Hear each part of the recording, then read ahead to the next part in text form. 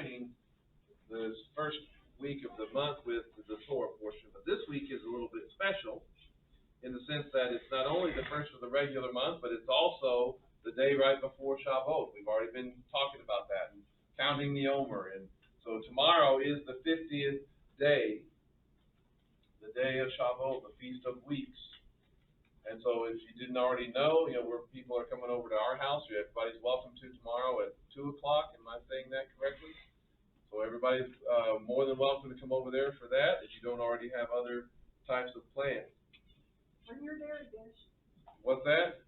Bring a dairy dish? Okay. But, so the Jewish people, they've been counting the 7 weeks, the 7 Shabbats, 49 days. They've been doing that since the Exodus. And they've been celebrating Shavuot, the Feast of Weeks, long before, and I said this last week, long before any Gentile or anybody dreamed of calling it Pentecost. Anybody dreamed to call themselves Pentecostal. Pentecost is not a church thing. It's not a Gentile thing. It's a Jewish thing. And it's been a Jewish thing. It's been a part of the biblical calendar for those 1,500 years before Acts chapter 2. So this week, we're looking at the connection between this Torah portion and Shavuot. And you'll notice that the book of Numbers, what time of year it is that the book of Numbers opens. It says, in the wilderness of Sinai, on the first day of the second month in the second year from the Exodus from the land of Egypt. What's happening on the first day of the second month? What are they still doing? They're still counting the Omer, right? So when this starts out, they're in the middle of the Omer count. Actually, they're not very far. At its earliest, kind of like it did this year, with Shavuot, with Passover, unleavened bread, and the Feast of First Fruits being back to back, Friday, Saturday, and Sunday, like they were this year. So the counting of the Omer started on the 16th this year. And so the first day of the next month is how many days later, roughly? Roughly 15 days later, right? 14, 15 days later, depending on where the moon is. So when this opens up, they are at the least 15 days into counting the Omer, depending on the year. So this week's Torah portion is Numbers chapter 1 through 4:20. 1 and 2 talks about, the census that they have about the fighting men, the arrangement of the tribes around the tabernacle, when they set things up and when they camp. Within that, seemingly almost out of place is a description of the duties of the Levites. I'm just kind of running through these things kind of quick, but the Levites, are they counted among the fighting men? Yes or no? No, they're not. Okay?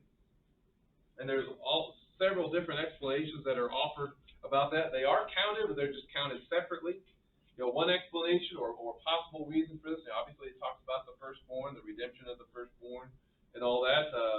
But one of the possible ideas was that, the other tribes of Israel are responsible for fighting the physical battles that Israel is going to face. And there's going to be a lot of them. But what kind of fights are the Levites and the priests going to be having? Are they going to be having as many of the physical battles? Or are they going to be fighting a lot more of the spiritual ones? Right there, that's one of the things that's one explanation of why they could be done a little differently. Because they want to fight those spiritual battles. They want to make sure that their true strength is with them as God dwells in their midst, in the middle of the camp, and travels in the heart of the column. That's one thing if you notice through this Torah portion, the camp is set up around it with the tribes on each side, the 4 sides of the camp. And when they set out, they send the 2 sections of all the tribes, so 6 of them total in the front, and then they have the tabernacle, and there's 6 of them in the rear. But one of the things that's really kind of interesting, we've talked about logistics. We talked about logistics with Passover and how they would do 250,000 roughly offerings of the Passover lamb. We talked about that differently. How do you think it would be difficult to count over 600,000 men? Would that be an easy task? by hand, keeping track of all that stuff? Do you think it would take more than a day to organize all of this and complete the task? I mean, I just saw an article just yesterday about the 2020 census. Did anybody else see this article? How badly they miscounted the 2020 census. That almost all of the blue states that have been losing population, they actually overcounted them, some of them by 5 or 6%.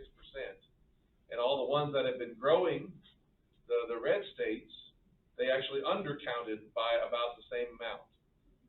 And they already made a big deal about how some of the states like New York and California were losing a congressional seat and all that kind of stuff. And the red states were gaining congressional seats as a result. Well, they said it should have actually been more, but they miscounted. And we're just now finding out about that 2 years later. So the concept of counting, what they come up with, over 600,000 men, they estimate that might be 2 to 3 million people total within the group. But I just kind of wonder how many days it took them to count all of these things. So as they are counting the Omer, they're also counting each other, counting the tribes. Each day, it's like, I wonder if a tribe would come forward, a clan or a family from each tribe would step forward and provide the number of the fighting men, almost like they would be coming, just like the Omer Count, that they would be coming before the Lord and waving before the Lord. The demonstration, in essence, that of what the Omer Count was supposed to be is that harvest promise of the great harvest that was allowed to grow while they were down in Egypt. Right? When they start off with the Omer Count, it's not big amounts. When they start off in Egypt, how many did they start out with? They started out with just about 70 members of the family, with Jacob and Joseph that went down to live in Egypt. And over the course of that either 250 some odd or 400 years, depending upon when they start the count, they now number this over 600,000 fighting men, 2 to 3 million people. Is that an abundant harvest from what was sown into Egypt? That's a pretty good harvest. That's more than 5, 10, that's 100 times what was sown in the soil of Egypt. And you also consider how many more would there be if Pharaoh hadn't even started killing off the firstborn, or the males, the Hebrew males, before all that got started. So these men that are there are a bit of the harvest that foretells of this greater harvest of the future. That's what the Omer Count is about. That's what Shavuot is all about. So the Omer Count starts with first fruits.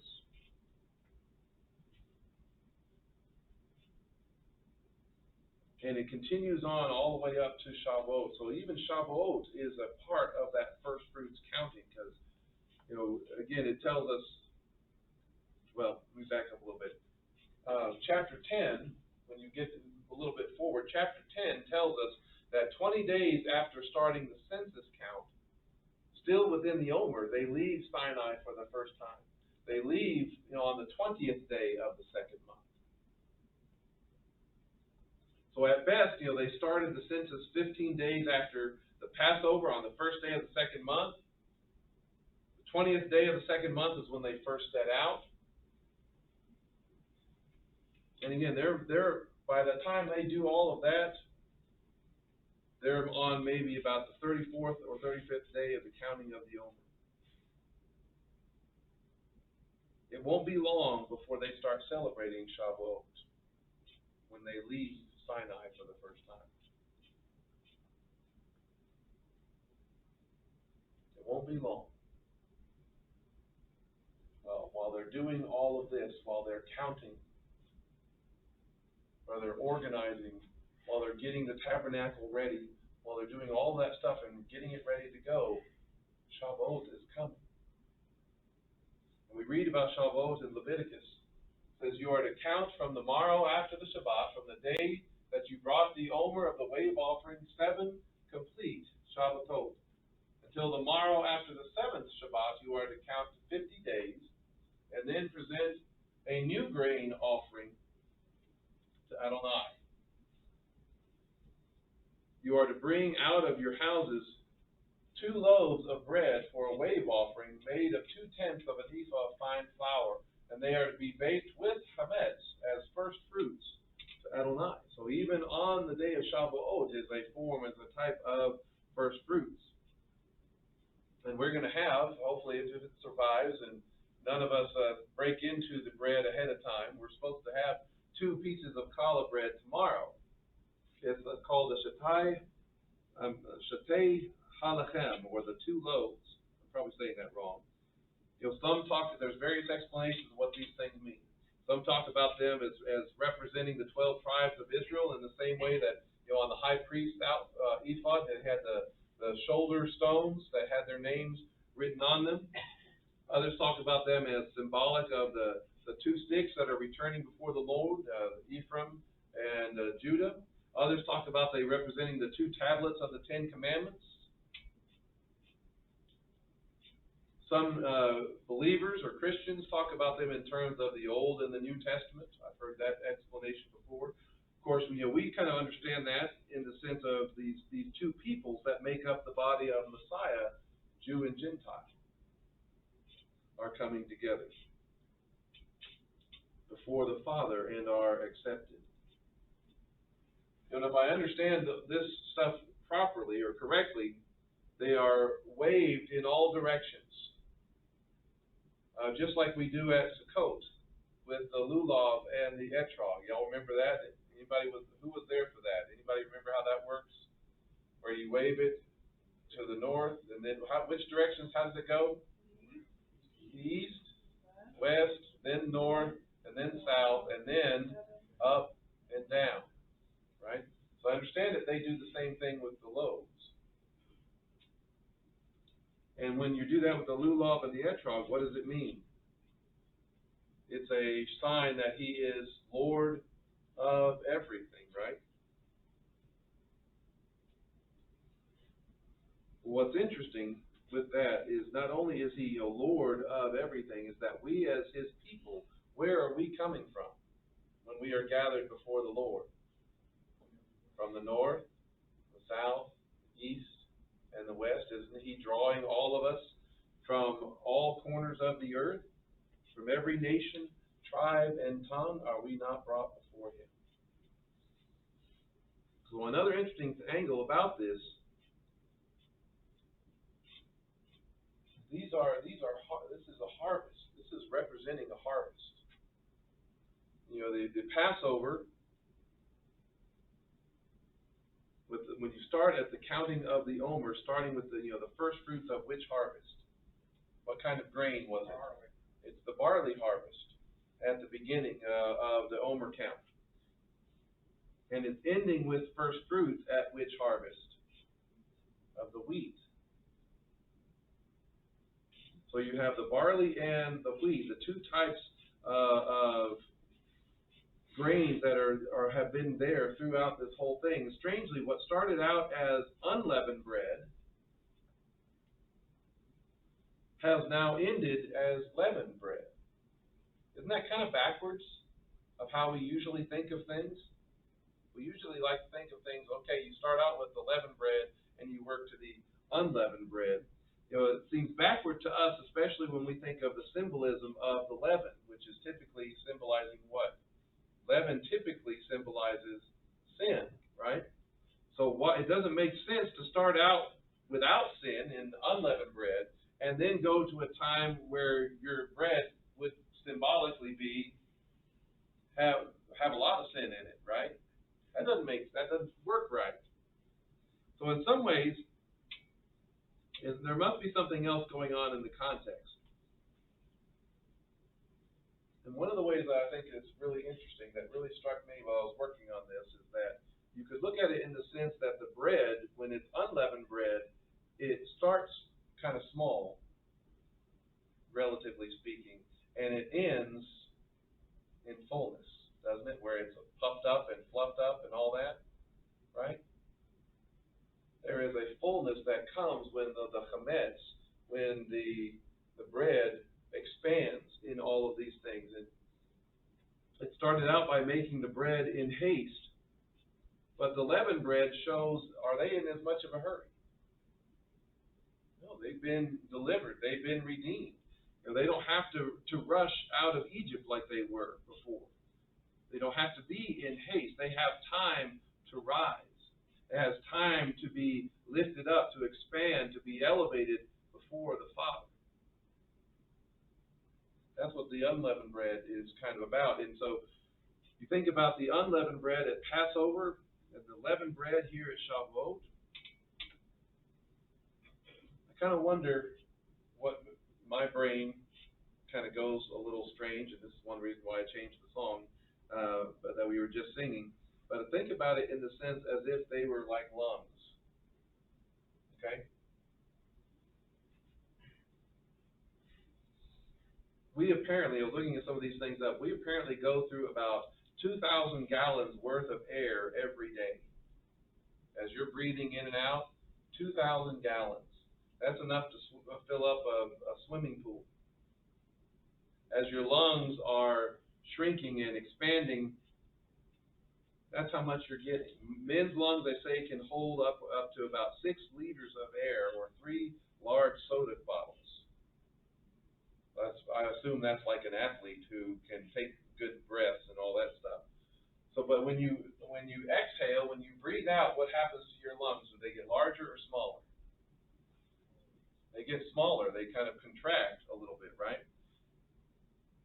And to me, that's kind of almost like the flat unleavened bread of Passover. And so, what happens if your lungs don't have any air in them? What happens? If you don't have any air in your lungs, what's going to happen to you? You're going to die. You're not going to last very long. But when you inhale and your lungs begin to expand and fill up, in a lot of ways, it's like the bread of Shavuot, where your bread has been filled with air. You have breath in order to come to life. Without it, you're not going to survive, but with it, you can survive. And we have received the breath, we have received the Spirit of God that brings us to life. What did the first believers in Yeshua receive on Shavuot? They received the Holy Spirit. Yeshua even said in one of the Gospels, he breathed on them and he said, receive the Spirit. Right? The Spirit of God who breathed life into them, who breathed power into them. One of the names for Shavuot is Asaret Shel Pesach, which means the completion of Passover. I thought that was interesting because Messiah, Yeshua, he dies on Passover to atone for our sin. Then he rose from death to life to overcome that death. And the coming of the Spirit, the Ruach HaKodesh, completes the work of what was started there at Passover. The Lamb's death on the cross. The Spirit of God indwelling us gives us that power that we need to overcome even the effect of the sin that we may still have. Our tendency to evil, to complete, to be at work in that act of salvation, that making us more and more holy. And so what was shriveled up with no life, with no breath, no air in it, has been filled by the breath, the Spirit of God.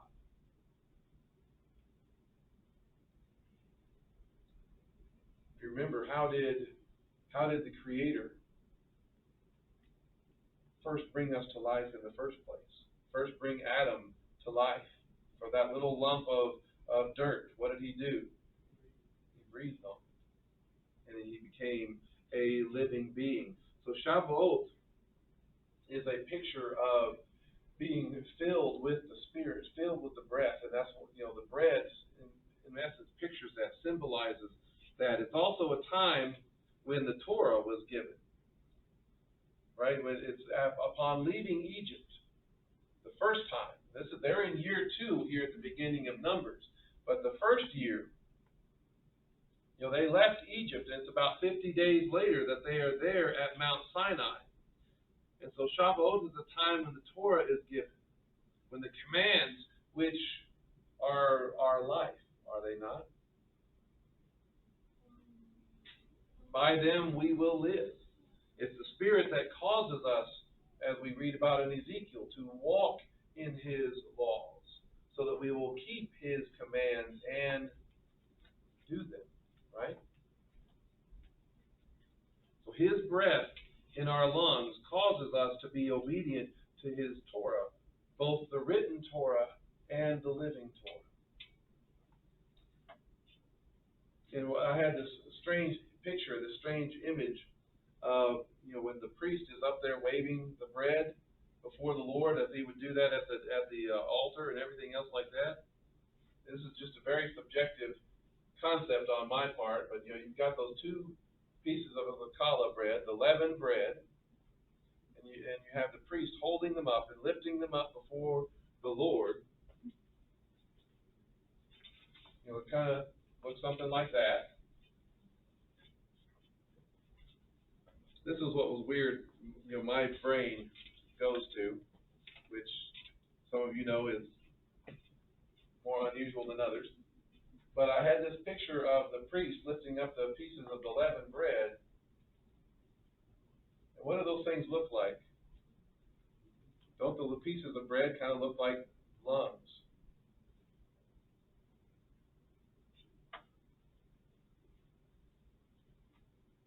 Filling up with the Spirit of God.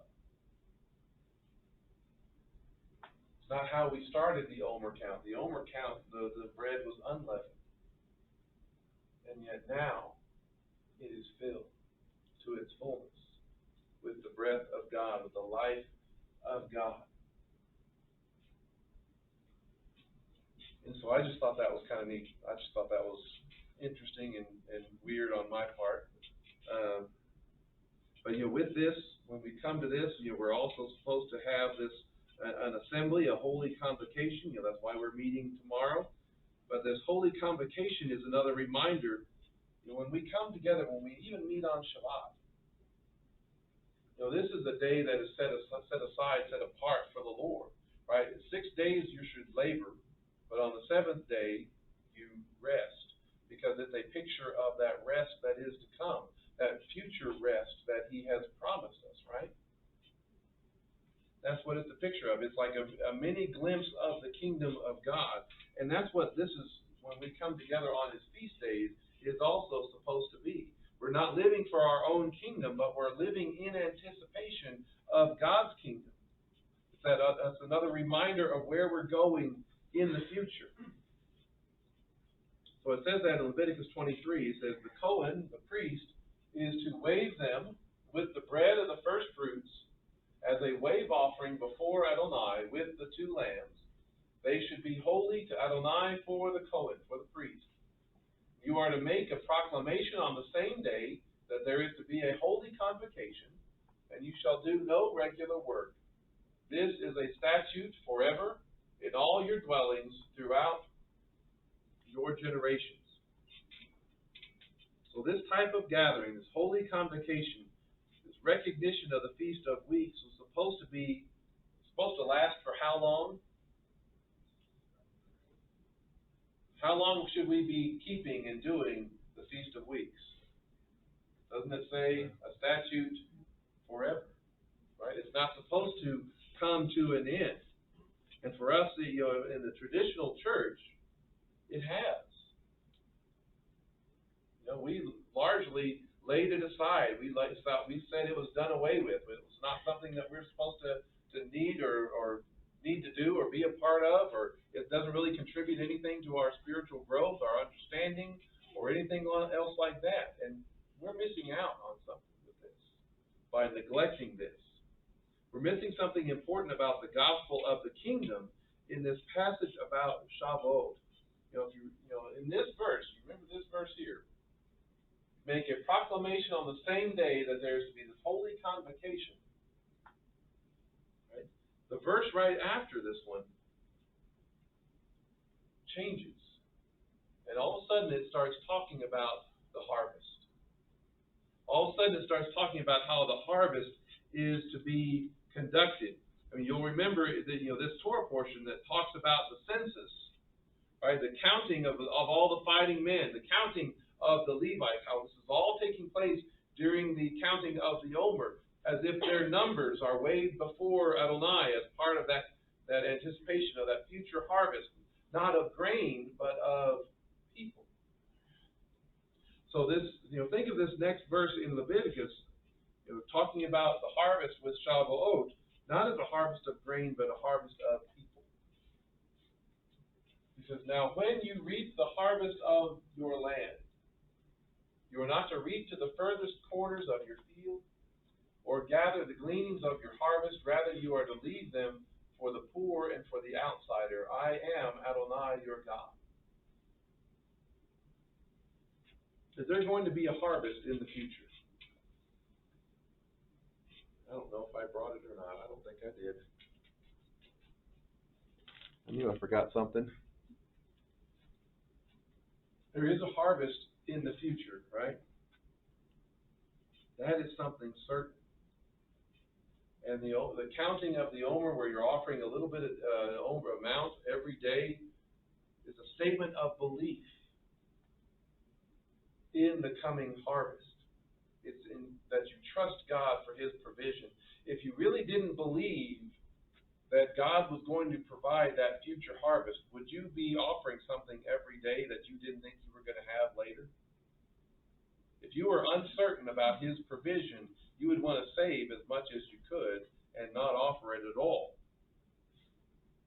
But in that waving of the loaves shows that God is the Lord of everything. Now, all of the abundance that you do have, all of the abundance that you will have in the future, is really by Him and from Him and for Him. That's what the Omer Count is talking about. But what are they supposed to do? This is just why all of a sudden there starts talking about this harvest, but you're not supposed to reap to the furthest corners of your field or gather the gleanings.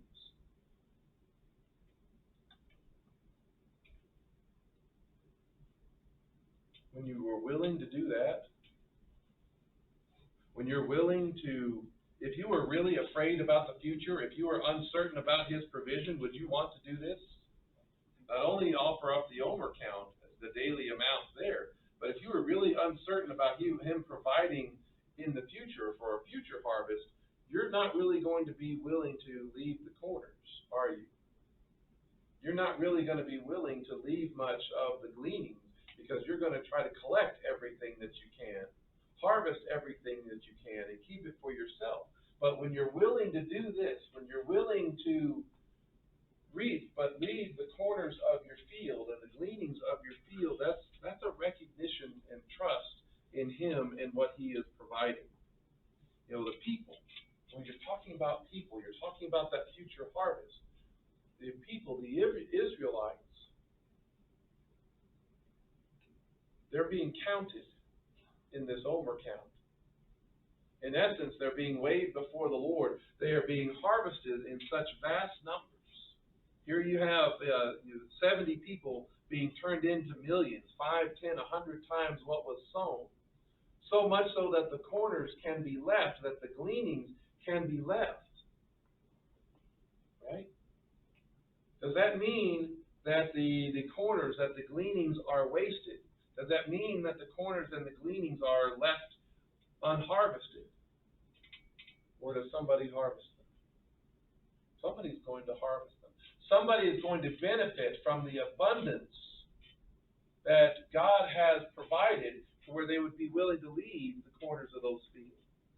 Someone does take advantage of them, and it is the poor and the outsider. The poor and the outsider are identified with the gleanings, with the corners. And again, this is a harvest not just of grain, but a harvest of people. When you think about us, when you think about Gentiles, are we rich or are we poor when it comes to the things of God, left to ourselves? We are very poor. We are poor in spirit. And as Gentiles from the nations, are we insiders or outsiders to the things of God? We are outsiders, left to ourselves. We have nothing, and we are not included. That's the Ephesians passage that we talk about. This is how poor we really are. At that time, you were separate from Messiah, excluded from the commonwealth of Israel, outsiders, and strangers to the covenants of promise, having no hope and without God in the world. That's how poor we are. And our only hope is that our situation changes, but it's not going to change by our effort, but it's rather based on the mercy and obedience even of another. Where do the poor and the outsider go to be fed, to receive mercy? You think about this, if this was the field that's being harvested, where do we go? We go to the corners. We go to the gleanings that are kind of left there, strung out through the fields. Does that remind you, anybody of anything, that shape or that pattern? Does it look like anything? Anybody have it? Well, kind of, yes. Not even so much that. Doesn't this look like the corners with the gleanings? Doesn't that look kind of like a prayer shawl? Right? What's at the corners? It connects to this verse. We talked about this on Thursday. This is that future harvest. That many peoples and powerful nations will come to seek Adonai Tzavaot in Jerusalem and to entreat the favor of Adonai. Well, thus says Adonai Tzavaot, in those days it will come to pass that 10 men from every language of the nations will grasp the corner of the garment of a Jew, saying, let us go with you. For we have heard that God is with you. The corners are like, the place where the tzitzit are attached, the knots, so to speak. The tassels are like the fringes, and those are like the gleanings. That picture of things. And we go to the same place that the woman did who was bleeding for 12 years. She went to the hem of Yeshua's garment, the tassels of the Messiah. That's where she grabbed and clinged onto and received mercy and was healed. We as the nations are supposed to go and take hold of that Jew. It says, well, take hold of, grasp the corner of the garment of a Jew. And what's interesting, it uses that construction there, a Jew. But when it says, let us go with you, for we have heard that God is with you, it's not singular anymore. It's plural. It's plural. Both Yeshua, that's what we are supposed to take hold of. We're supposed to, as Gentiles, supposed to take hold of those corners. Go to those corners. We who are poor in spirit, go to those corners. And both Yeshua and Isaiah talk about the gathering from the four corners. It says he will lift up a banner for the nations. And of course, this is a Torah portion that talks a lot about banners, each one rallying behind their particular standard. But he will lift up a banner for the nations and assemble the dispersed of Israel and gather the scattered of Judah from the four corners of the earth. Mark 13 puts it like this: he will send the angels out to the four corners of the earth to gather God's chosen people from one end of the world to the other. And as the Jewish people are gathered, they've been scattered out among the nations. As the Jewish people are gathered from the four corners of the earth, what are they supposed to allow to happen? What are they supposed to want to happen? They're supposed to let those nations, those who are poor, those who are the outsider, take hold of their tzitzit. The Gentile believers are supposed to want to take hold of those tzitzit because we've heard that the Lord is with them. And so if they are harvesting the Jewish people from the four corners of the earth, and there are Gentiles that have taken hold of the tzitzit of the Jew, has the harvest increased? They're following, they're coming with them. They're following the commandments. That's right. But the harvest is increasing even more. This is where some of the Jewish commentators, and Rashi, I believe, is being one of them, says that the harvest of those who have taken hold of the tzitzit of the Jew is actually much larger than the number of Jewish people themselves. It says back here that 10 men from every language of the nations will grasp the corner of the garment of a Jew, right? Do the math on that. This is how Rashi does it, or one of the ways. 10 from the nations, and each nation, or each language, and how many languages are there that's talked about at the Tower of Babel? 70 or 70 nations. So 70 nations are talked about with that. So they talk about it in terms of 700 Gentiles per tzitzit. And then how many tzitzit are there? Don't they have four corners? So they're talking about 2,800 Gentiles per Jewish person. These are Jewish commentators that are trying to do the math. So 2,800 Gentiles per Jewish person. And when you figure that out, and this was where my brain was going. So, I forgot to do that part. So how many Jewish men were counted in the census? Roughly 600,000. So you do the math on that, you're talking 1,680,000. Has that harvest increased? As he is gathering the Jewish people from all the places in the world, and 2,800 Gentiles are coming per Jew, kind of a thing, that's a much greater harvest. And there are some that calculate actually the number is supposed to be bigger than this.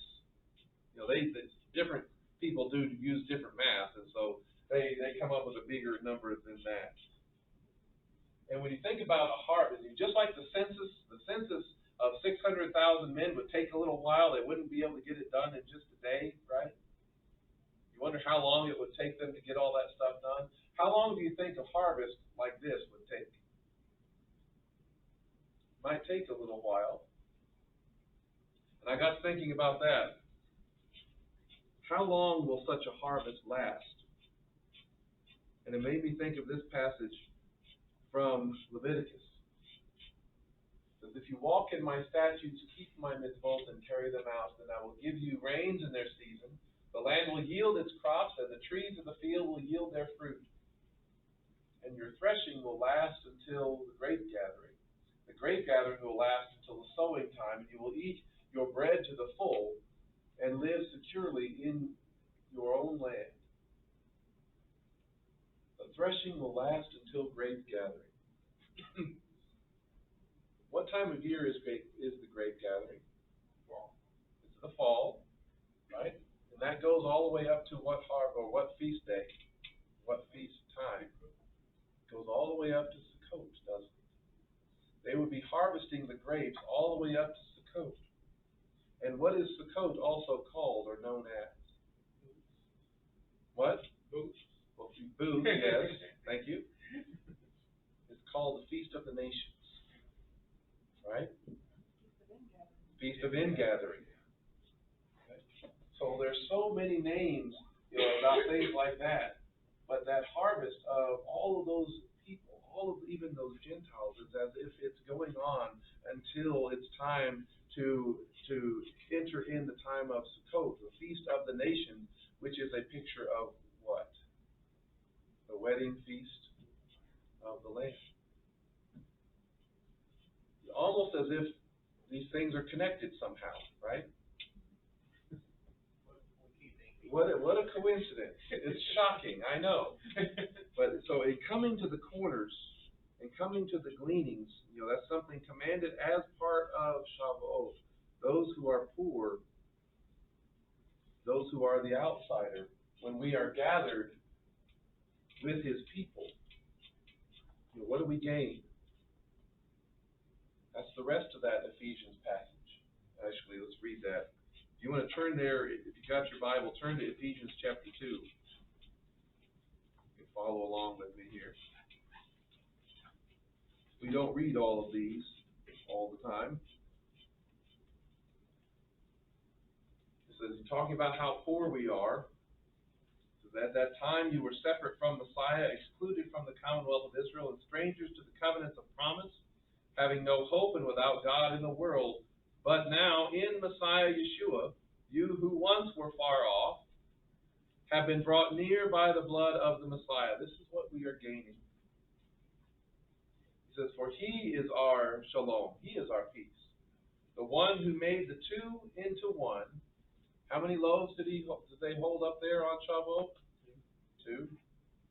He makes the two into one and broke down the middle wall of separation.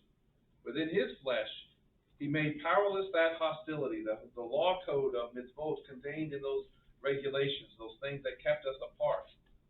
He did this in order to create within himself one new man from the two groups, making shalom, making peace, and to reconcile both to God in one body through the cross, by which he put the hostility to death.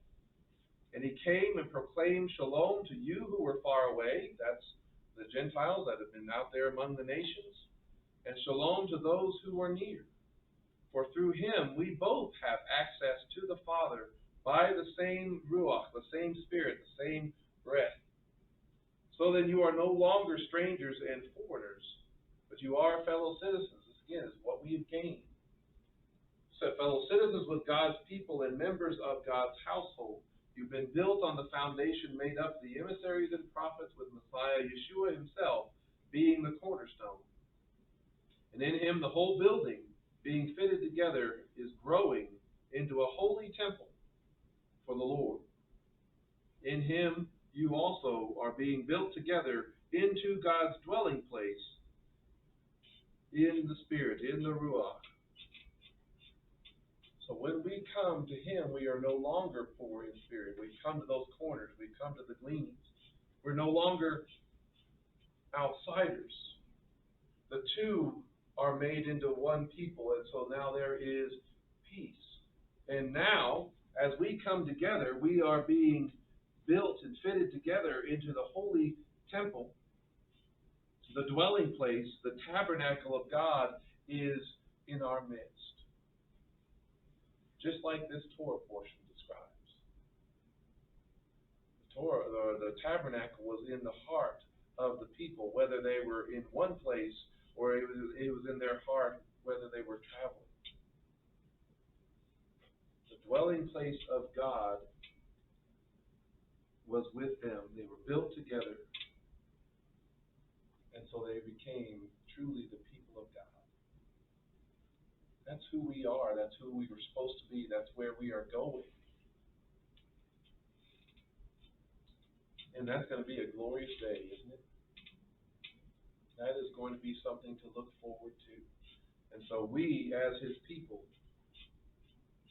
as we seek his face, as we proclaim that kind of message, that we take hold of the Zitzit of the Jew, of those commandments, and we go with them, we walk with them, we live with them in that same manner, way of life, because that is what brings us and shows us the Father.